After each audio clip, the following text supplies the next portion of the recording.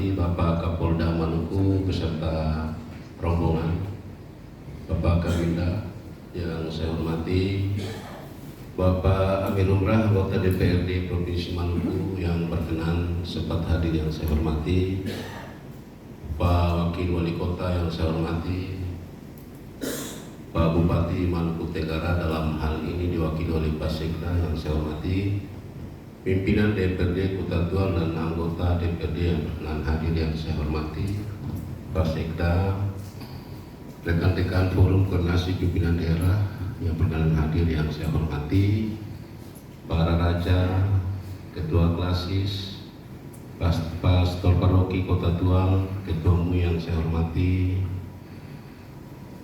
para OKP yang berkenan hadir, pimpinan OPD, lingkup pemerintah Kota Tual, lurah, camat, RT, RW yang berkenan hadir yang saya hormati.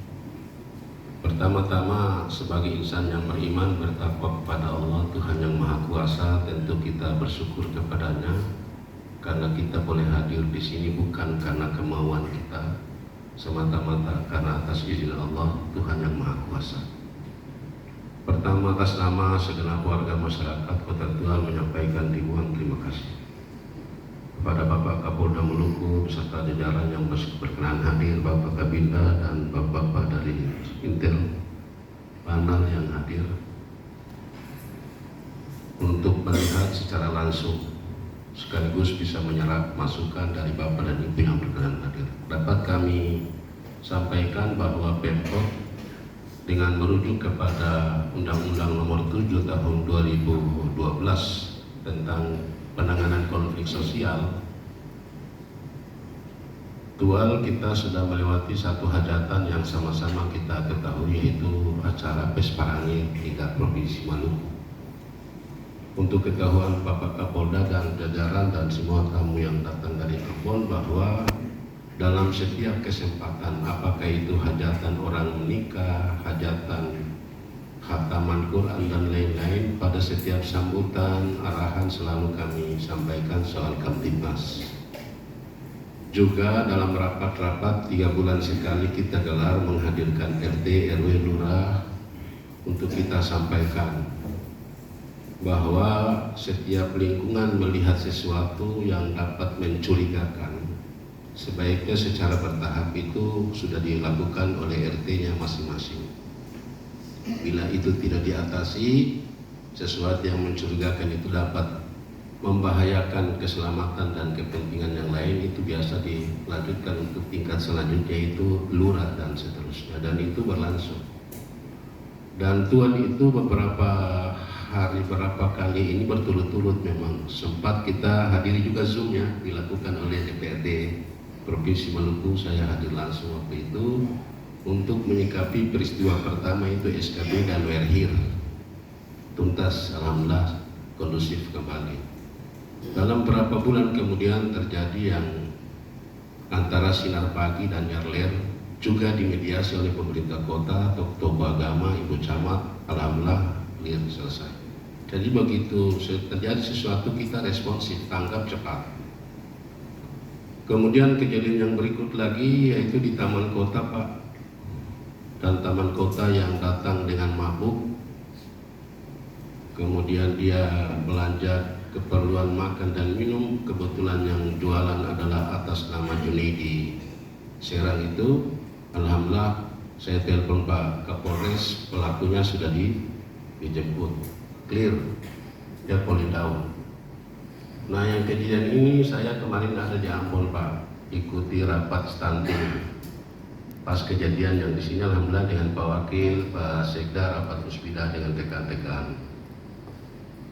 Nah, untuk itu saya tiba kemarin langsung kita rapat internal, kemudian saya berjumpa dengan musbidah di ruangan Pak Wakil. Alhamdulillah sore hari sudah mulai cooling down, sudah kondusif sampai pagi ini.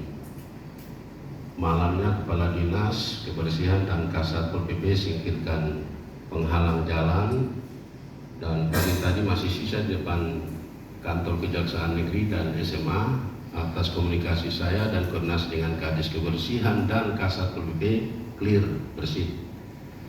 Jadi untuk ketahuan izin Pak Jenderal, dari pelaku yang pertama sudah, pelaku yang kedua yang sekarang menimbulkan masalah, menguras kita berapa hari terakhir ini. Ya, orang yang diduga pun sudah kita kirim kepada Pak Kapolres. Saya kira kalau pelaku ini dengan secepatnya sudah diambil, maka dia tidak berdampak. Yang lucunya di sini, mohon maaf ya, saya harus terpaksa sampaikan, mudah-mudahan ini menjadi persepsi kita bersama.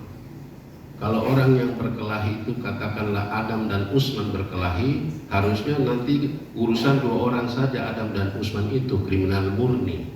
Yang biasa di sini disebut bukan disebut Adam Usman berkelahi, tapi nama kampung dan nama daerah yang disebut-sebut. Orang Bande Ili dengan orang Yarler berkelahi. Ya, ini yang mengundang fanatisme yang berlebihan dari desa dan kampung itu akhirnya melebar di beberapa tempat. Ya, saya berharap supaya kalau kita memang tidak mendoakan, tidak berharap, tapi kalau nanti besok lusa ada kesalahpahaman di antara oknum pribadi dua orang itu, dapatnya cukup dua orang itu dan keluarganya saja menyelesaikan.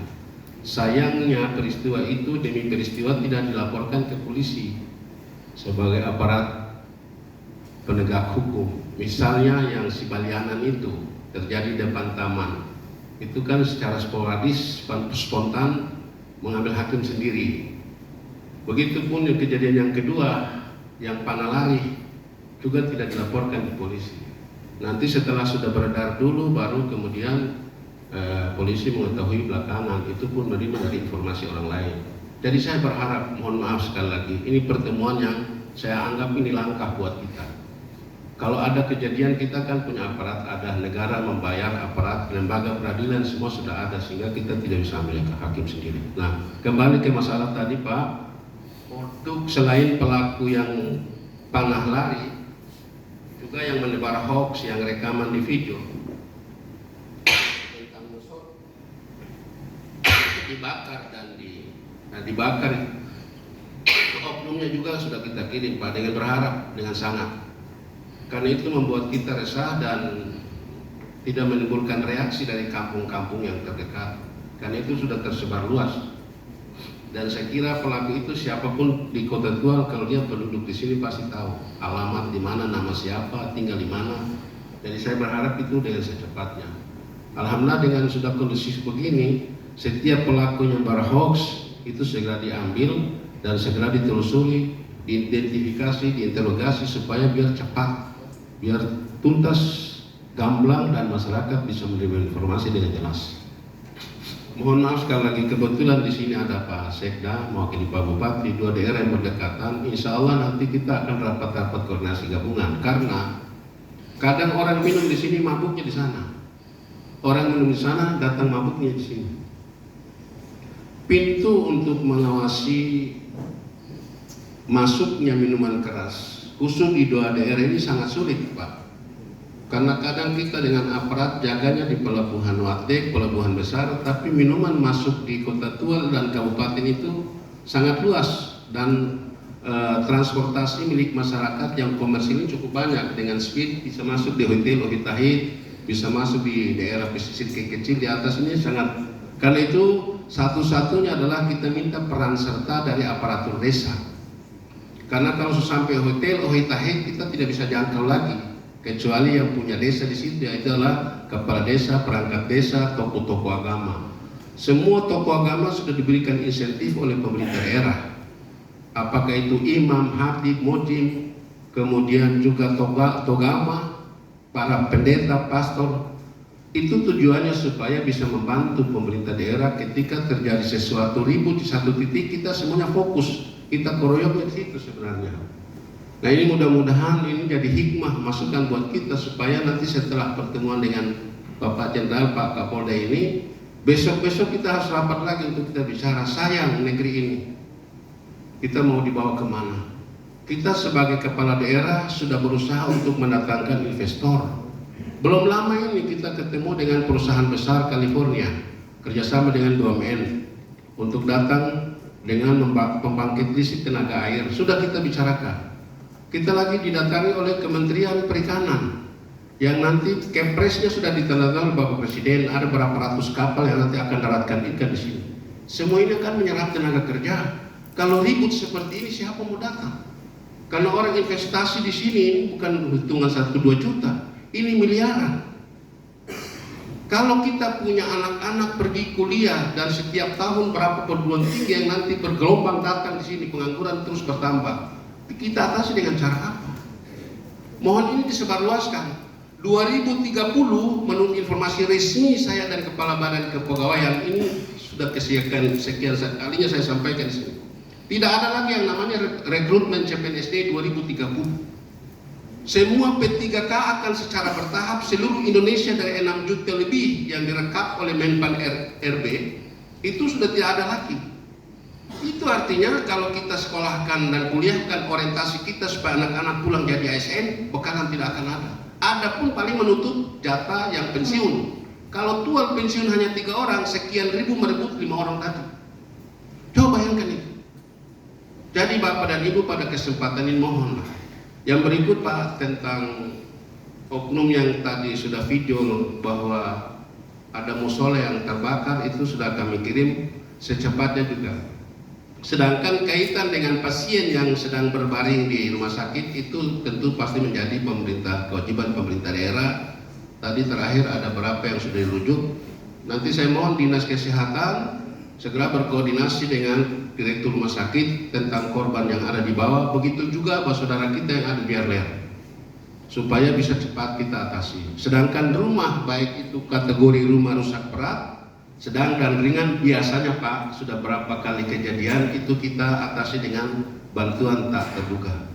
Yang kejadian pertama di Arler Sinar Pagi kita sudah jawab di hadapan semua dua kelompok bahwa kami jamin rumah-rumah itu kita sudah data, kurang lebih ada 18 ya Pak Kadis, Perkim, kita sudah janji. Nah yang belakangan ini memang datanya sudah, tapi masih kondisi begini kita belum bisa turun lihat kondisi langsung lapangan untuk mendata sekaligus menghitung biayanya dan bisa kita intervensi dengan anggaran pemerintah daerah. Nah hanya satu yang perlu kita sepakat bersama. Kalau saja semua kerugian seperti ini ditanggung oleh pemerintah daerah, sejak awal memang saya tidak mau. Sebab ini kita manja orang untuk berkelahi terus. Kadang motor rusak dibakar saja nanti pemerintah bayar. Rumah yang dikasih bakar saja atau kasih rusak saja nanti pemerintah yang bayar. Nah ini yang menjadi tanda tanya buat saya sebagai kepala daerah, supaya kita berikan pemahaman kepada warga masyarakat.